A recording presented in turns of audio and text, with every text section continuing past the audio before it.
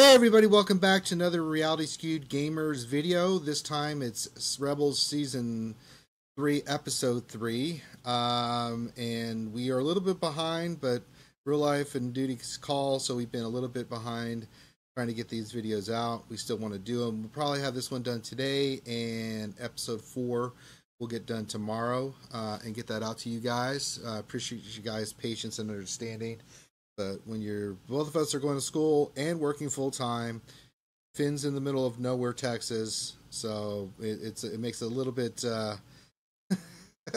makes it a little bit hard to get things done. So episode 3, Finn, what did you think?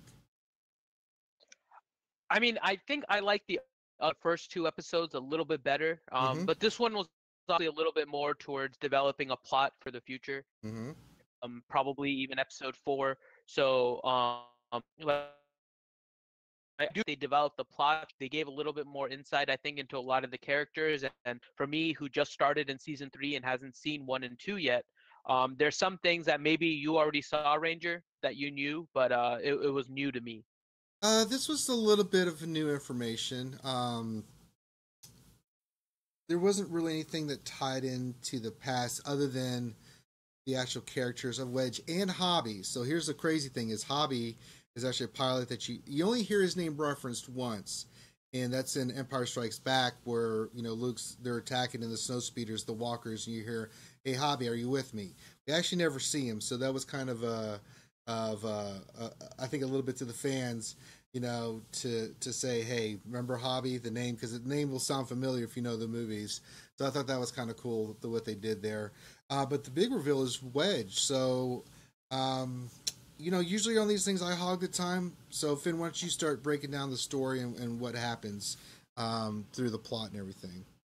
Sure. So in this first scene that we have here, the group is basically told that there's a few people within the empire that are looking to defect and come to the rebel side. Something new for me during this scene was actually Sabine saying that the pilots. Was that new information from if you had seen it before, Ranger? About the pilots, what now? That Sabine was once like part of the empire and she knew like Yeah, the I man knew. I knew around them, that. that kind Yeah, I knew that about her. So that was something new. Now the reason that they're having to get these pilots is because the Empire in its tactics and strategy has been wiping out their pilots. In the beginning of the show, you see a whole convoy of A-wings and a transport get wiped out. So the rebellion's hurting badly for pilots, and then they get this mysterious message saying that there are pilots that they're looking to that are looking to defect basically. of. Um, so they decide to send Sabine in because she's been in that world before. She's not as well known as Kanan and Ezra and Hera and them. So it made sense to have someone in there. Although Ezra has infiltrated an Imperial Academy before, at this time it made more sense to put Sabine in there. So I thought that was really good. So they come up with this plan and then take it from there. Finn, what happens next? It goes in. She basically becomes the pilot.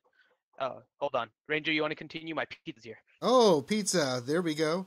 All right. So what happens is they decide to send Sabine in. They come up with this plan to pull out the Inquisitors. At this time, the governess that we saw in the beginning of the season, and I forget her name, forgive me, she decides to do an inspection, and she has some information that there's going to be defectors. Obviously, there is. Now, during this time, while she's doing an inspection, what happens also is um, Sabine infiltrates. Got Kanan and Ezra in the rebel ship on the outskirts, waiting for her signal to come and get her. While she's there in a simulation, she meets Wedge, her wingman. They're told to destroy transport. They don't necessarily agree with it, but they go ahead and do it anyway. After that, they start talking, and then Sabine reveals who she is because she can tell that it's Wedge. Wedge reveals that he's the one that sends the message, and so they come up with this plan to basically um, to escape. So are you still following where we're at there, Finn? Oh And yeah, I caught up. I was okay. listening while I was getting my pizza. You Yeah. see, everyone, we're doing this in our free time here, and I had to get my dinner. Mine's on my way, so as soon as we get done with this, I'm eating because I've haven't a chance to eat all day. So I just worked 10 hours. So good God, real life just sucks the life out of you sometimes, but it is a necessary evil. But you can see the scene there where the instructor, who's the pilot, and he's a pretty badass pilot that pretty much wipes out the first pilots in the beginning. And you see that they have a disagreement of what his orders are, and that's how she's able to find out that it's Wedge. Um, so take it from there, bro. So, I might have missed it when Ranger was mentioning it, but I think one of the cool things about the scene when this all kind of developed, personal, didn't really seem to fit into the TIE pilots. Everybody else is kind of giving post simulation, Mm-hmm. but Wedge kind of gives his name for Sabine's name and is like just chit chatting. Not something you see with all the other TIE pilots. Mm-hmm. And the other thing, which, and I imagine this is more plot, it just seemed weird for me just watching it. Sabine was the only one walking around without a helmet, like ever. Did you notice that? Like she was the only one without a helmet. All the other TIE pilots were wearing a black helmet. The only other time that you saw people really without it was in the scene where Hobby and Wedge and I can't remember the other guy's name right were standing in the hallway and talking, and Sabine overheard them as the ones that were going to defect. Right. Well, I mean, it for what they were trying to do, it makes sense. Yeah. So the governess is there. She's has been told that there's defectors. We also see Agent what's his name? I just went blank. Callus. House. Callus is there, and my first suspicion on this was that he was the one that had sent the message. I don't know why I thought that, but I did. And so what happens is they hatch this plot to escape. They make a run for it. They're with this. They're doing a training exercise, and then Kanan and Ezra show up with the transport. They make a run for it, but what they didn't know is that their ships had been rigged to fail. Right? They've been booby trapped. They do. The third pilot, whose name I escapes me. I don't know if they mentioned it or not. But he gets to kill. They kill him. They did. Yeah, I know. It's late night and both of our brains are fried. So she had set this up knowing that some kind of move was going to be made. So they get captured. Ezra during this episode is still, wanting just to be gung ho and go in. Kanan has to really be the wise man. It's like, no, we can't save them if we get destroyed. They run off, and you think, okay, now bad stuff's going to happen. So they get taken back. Hobby and Wedge are placed in isolation. Sabine is placed. The first they bring them together, and they're going to start torturing them. And Sabine finally admits that she's the one that has started everything. So they separate them out. They put Sabine up there. They recognize who she is, and of course, then they have this funny scene where Wedge and Hobby are like trying to figure out how they're going to escape. And then Sabine is with the governess by herself, and they go at it. I thought that fight scene between her and the governess when she's trying to escape was pretty badass, because she's like, the Empire taught me well, and Sabine's like, well, my clan taught me better, and basically defeats her. It was pretty pimp. And then you get back, you see Wedge and Hobby in the cell still arguing like who's gonna do what, coming up like, what if we fake this, and she opens the door and they're like, okay, well, I guess we don't need to rescue her. I did think that fight was pretty cool. For a non-Jedi fight, it was pretty hands-on and everything. And then from that point, they start making their escape. They get pinned. They think they get pinned. Then all of a sudden, Agent Callus shows up. And you're like, what is this? And then he tells them from a previous episode, and you'll need to go back and watch it. I won't spoil anything. But tell Caleb, Zeb, that consider us even. And he tells them how to escape. So they jump into a TIE bomber. They take off. They get chased by that one Imperial pilot that's real badass. He's hitting them hard. And then just at the last second, Ezra and them come in, swoop in, save the day, pick up all three of them. They escape off.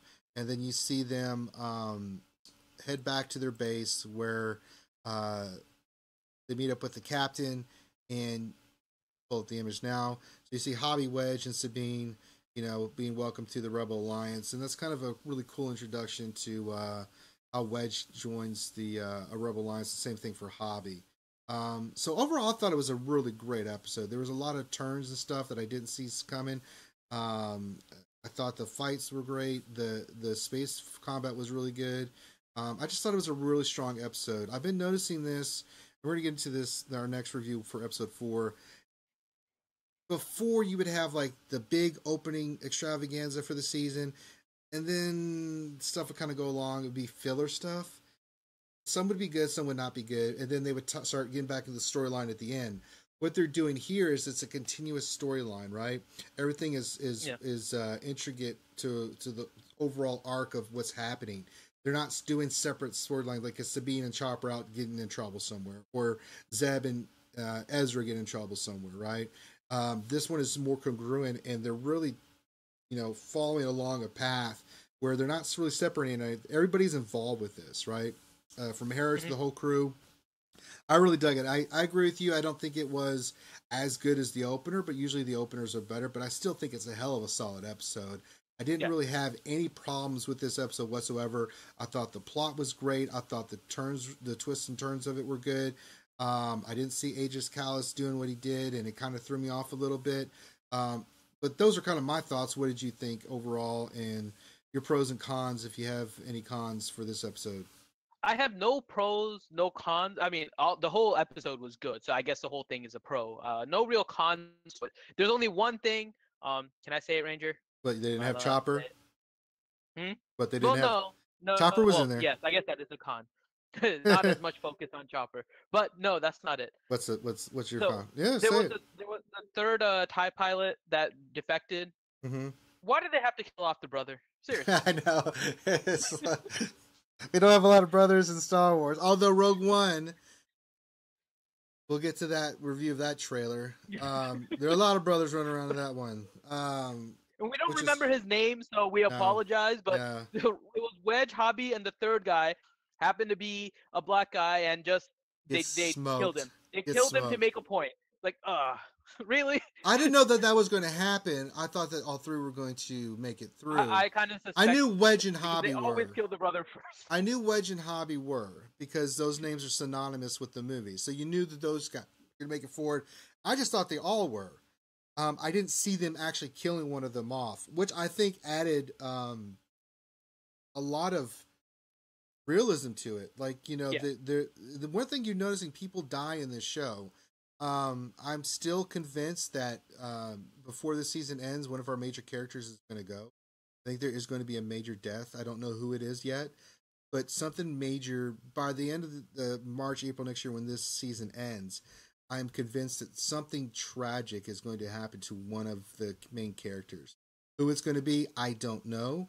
But we do know that there's going to be a tragic end to most of these characters. Not all, but some of them. The biggest thing is that people talk about is like, well, what's going to happen with Ezra and Kanan? Because, Yoda says by the time of Luke's training that he's the last Jedi. Now, that may be the case, but they could work it. It's going to be interesting to see what they do. But so far, season 3 they're knocking it out of the park. I've been very happy with the episodes. The next episode, which we'll review 4, which we'll have out to you guys soon, was excellent as well. I love that episode. I mean, I really dug the next episode we're about to review. I thought what they did there was phenomenal. So overall, I give this a really positive review. Is there anything I'm missing there, homie?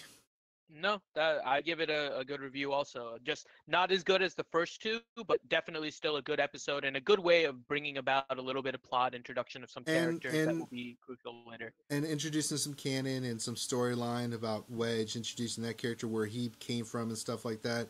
It was really cool. So tell us what you guys think. Check out the video, subscribe, like. At the end of this, Finn will have a little thing where you can like and subscribe the channel. Get the discussion going. Tell us what you thought of this episode. We'd really like the feedback. And we will see you guys next time on Reality Skewed Gamers. Take care. If you liked the video you just saw, please make sure to give us the thumbs up vote so we can make more videos just like this. Please subscribe to our channel so you get notifications about upcoming live streams and our latest video postings. Check out the Reality Skewed Gamers storefront on Cafe Press at cafepress.com/realityskewedgamers, where you can get some of the new Reality Skewed Gamers merchandise and show your support. Visit our website, realityskewedgamers.blogspot.com, to find articles about Star Wars and also download some of the graphics we use in our videos and on the live streams. Make sure to follow us on Twitter and Facebook. If you have any ideas for videos, Reality Skewed Gamer merchandise, or any other content ideas, please message us on Twitter or Facebook and you may see your ideas on our channel. Thanks for watching.